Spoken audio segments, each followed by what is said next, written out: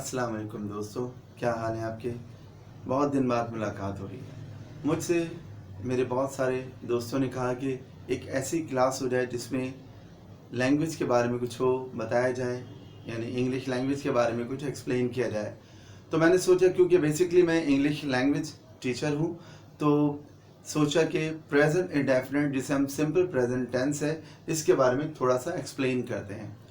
और सबसे पहले मैं ये कहूँगा कि अभी तक अगर आपने मेरे चैनल को सब्सक्राइब नहीं किया तो सब्सक्राइब कीजिए, बेल आइकन को क्लिक कर दें ताकि आपको नई आने वाली वीडियोस मिलती रहें।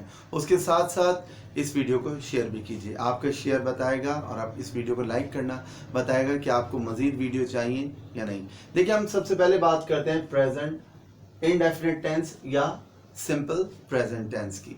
देखिए, ये टेंस हम क्योंकि प्रेजेंट में रहते हैं तो इसलिए प्रेजेंट की बात ज़्यादा करते हैं, इसलिए हमने सबसे पहले इसी टेंस को डिस्क्राइब करना चाहा। इस टेंस को डिस्क्राइब करने के लिए सबसे पहले हम बात करते हैं इसके फॉर्मूले की।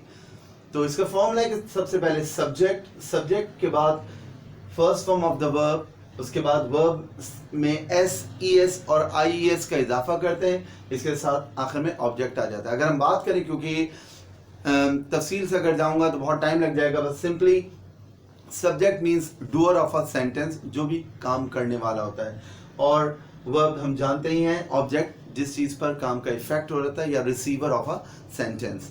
अच्छा, इसके बाद हम अगर नेगेटिव बनाते हैं तो सब्जेक्ट के बाद डू या डस का इजाफा करते हैं, वर्ब की फर्स्ट फॉर्म लिखते हैं, और जो हमने एस, ई एस और आई एस का इजाफा किया होता है उसको हम ख़त्म कर देते हैं, और आखिर में उसी तरह ऑब्जेक्ट आ जाए। अगर हम इसको इंट्रोगेटिव यानी क्वेश्चन में अगर चेंज करना चाहें तो सबसे पहले डू या डस लिखते हैं, फिर उसके बाद सब्जेक्ट, वर्ब की फर्स्ट फॉर्म और एस, ई एस जो भी आपने इजाफा किया था वर्ब में उसे हम खत्म करते हैं, और फिर ऑब्जेक्ट आखिर में क्वेश्चन मार्क लगाते हैं। अच्छा, अब ये तफसील से बात आपको समझाऊंगा तो समझ में आएगी ये मैंने क्या फॉर्मूला लिखा है। देखिए, सबसे पहले तो हम ये बात याद कर लें या समझ लें इस तरह से कि जब हमारा सब्जेक्ट ही, शी, इट और वन नाउन या सिंगुलर की बात कर रहे होते हैं तो वहां पर हम वर्ब में एस, ई एस और आई ई एस का इजाफा करते हैं। देखिए, अगर हमारा ये सेंटेंस इससे शुरू हो रहा हो, ही, शी, इट, वन नाउन और वन पर्सन या सिंगुलर की बात कर रहे हैं, जिसे हम थर्ड पर्सन सिंगुलर भी कहते हैं, तो हम वर्ब में एस, ई एस या आई एस का इजाफा करते हैं। अगर verb O, X, C H, S H, double S या जेड पे खत्म हो रहा हो तो हम उसमें ई एस का इजाफा करते हैं। और अगर वर्ब में अगर ऐसा हो रहा हो कि वाई से पहले कोई वॉवेल आ जाए तो हम वाई को नहीं हटाते बल्कि वाई के बाद एस का इजाफा करते हैं। और अगर वाई से पहले वॉवेल नहीं हो यानी कॉन्सोनेंट हो तो फिर वाई को हम रिमूव करते हैं, हटाकर उसके बाद आई ई एस का इजाफा करते हैं। अच्छा, सबसे जरूरी बात जिस टेंस की है, हमें ये चीज समझनी है, क्योंकि हम बहुत पीछे रह गए हैं लैंग्वेज में। हमें लैंग्वेज बहुत मुश्किल लगता है और स्पेशली बोलना तो बहुत मुश्किल लगता है।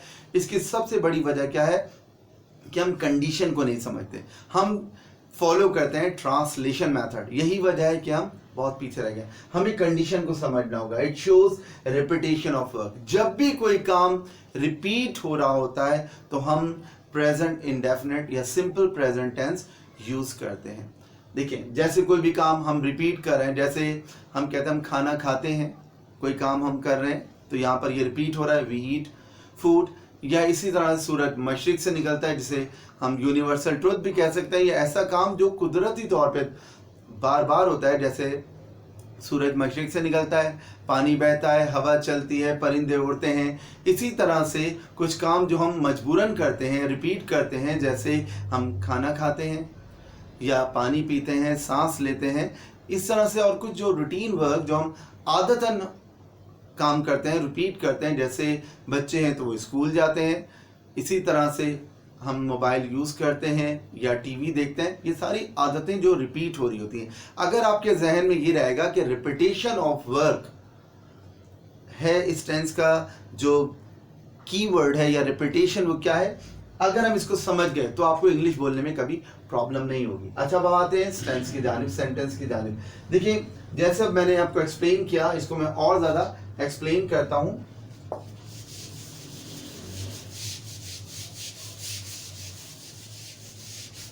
देखिए, फॉर्मूला तो ऊपर मौजूद है। एक मैं सेंटेंस लिखता हूं, वो बाजार जाता है। अब देखिए, अब क्या है सेंट में कंडीशन कि सब्जेक्ट क्या है इसका, वो, इट मींस ही।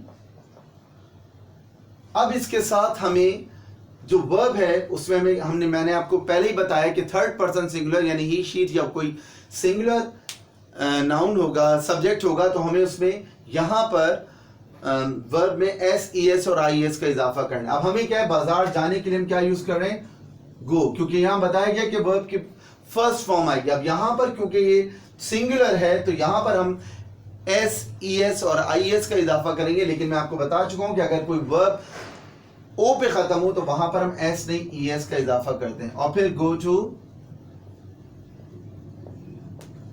मार्केट, ठीक है। इसके बाद अगर हमें इसका नेगेटिव बनाना होगा कि वो बाजार नहीं जाता, तो हम क्या करें, हम इस तरह बनाएंगे कि ही, अब यहां पर हमने लिखा डू, अब हमें नहीं पता क्या डू आएगा या डज आएगा। असल में फिर वही बात आ गई कि यहां पर अगर सिंगुलर वर्ब सब्जेक्ट होगा तो हमने उसके साथ ई एस का इजाफा करना है, तो यहां पर डू नहीं बल्कि क्या आएगा, ई एस आ जाएगा, डज, और फिर नॉट, और यहां पर जो गो का एस ई एस था उसको हम खत्म कर देंगे, वो यहां आ जाएगा, यानी ये रह जाएगा गो टू मार्केट। या मैं एक और तरीके से बात करता हूं, जब मैं बहुत छोटे बच्चों को समझाता हूं तो मैं इस तरह से समझाता हूं कि हम इस डू को कहते हैं just like a magnet.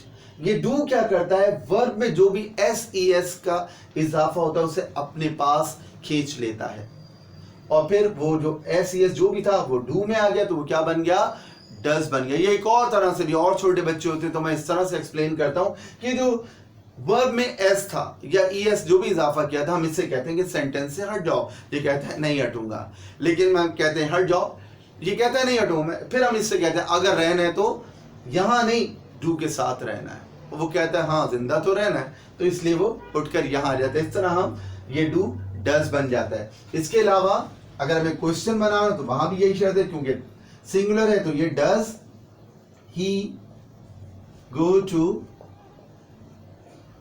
Market, ठीक है। अच्छा, अब हम बात कर लेते हैं थोड़ी सी सीरियस या थोड़ी सी डिफिकल्ट बात कर लेते हैं। देखिए, आपने हमेशा पढ़ा होगा कि जब हम प्लूरल करते हैं तो हम क्या करते हैं,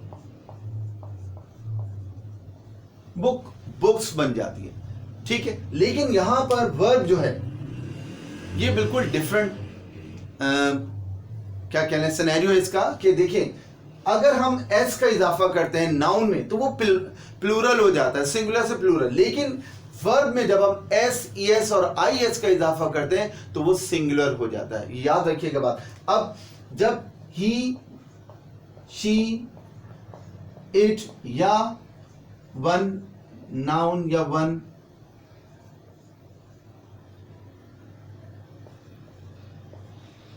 नेम की बात करते हैं, वन पर्सन की बात करते हैं तो वो सिंगुलर है। अगर इसकी पहचान चाहे तो आप यूं भी कर सकते हैं, इन तमाम के साथ इज इस्तेमाल होता है, तो ये सिंगुलर है, जिसे हम कहते हैं सब्जेक्ट वर्ब एग्रीमेंट। ये सब्जेक्ट वर्ब एग्रीमेंट है कि जब भी हमारे सेंटेंस का सब्जेक्ट सिंगुलर होगा तो वर्ब ने भी सिंगुलर होना है, ठीक है। तो इसलिए जब हम वर्ब में एस, एस या आई एस का इजाफा करते हैं तो वर्ब सिंगुलर हो जाता है। यानी अगर वर्ब में हमने एस, एस या आई एस का इजाफा नहीं किया तो वो प्लूरल होता है, क्योंकि वर्ब सिंगुलर है तो हमें, सब्जेक्ट सिंगुलर है तो हमें वर्ब को भी सिंगुलर करना पड़ेगा, और वर्ब को सिंगुलर करने के लिए हम उस वर्ब में एस, एस या आई एस का इजाफा करते हैं। तो ये एक छोटा सा इंट्रोडक्शन था प्रेजेंट इंडेफिनिट या सिंपल प्रेजेंट टेंस के बारे में। और दोस्तों बताते चलूं कि ये जो हमने बात की फर्स्ट फॉर्म, सेकंड फॉर्म या थर्ड फॉर्म, अगर हम जनरली बात करें तो ये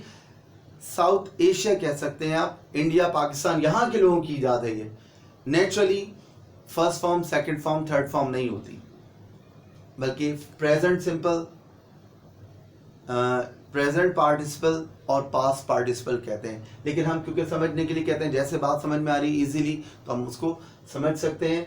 और मेरे ख्याल में बात क्लियर हो गई होगी। याद रखिएगा, क्लियर होता है, क्लियर नहीं होता। बहुत सारे लोग बोल रहे होते हैं कि क्लियर नहीं, क्लियर होता है। तो बात क्लियर हो गई होगी, ये बात आपको समझ में आ गई होगी। अगर आपको ये टेंस समझ में आया है और आप चाहते हैं कि मैं और वीडियोस बनाऊं, तो मैं देखूंगा कि आप इसके कितने व्यूज़ होते हैं, कितने लाइक्स मिलते हैं इस वीडियोस को।